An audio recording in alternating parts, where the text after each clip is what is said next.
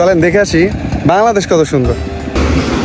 আমাদের একটু নিচের দিকে নামতে হবে, তাহলে এলন মাস্ক তো আছেই আপনাদের সেবায়।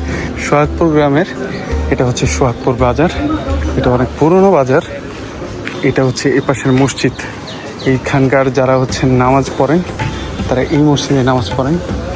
মসজিদটা সুন্দর করে তৈরি করা হয়েছে এবং এটা দোতলা মসজিদ।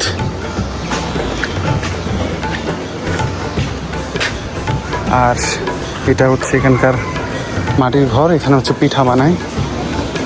আমরা একটু ভিতরের দিকে যাওয়ার চেষ্টা করি।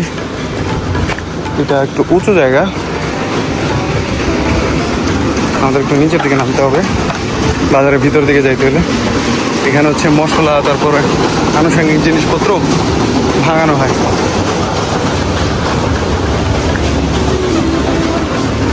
এটা হচ্ছে দুই পাশে রাস্তা আছে বাজারে, যেখান থেকে আমরা নামলাম এটা এক পাশ আর এটা হলো আরেক পাশ, অনেকটা বলা যায় ত্রিকোণ।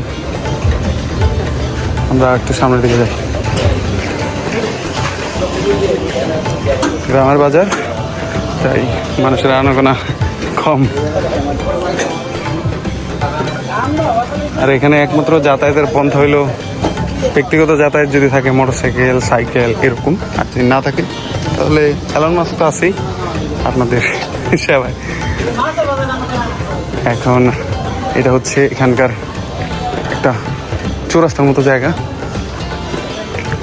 সামনে হচ্ছে একটা প্রাথমিক বিদ্যালয়, ঠিক একটা ব্যানার দেখা যাচ্ছে। আমরা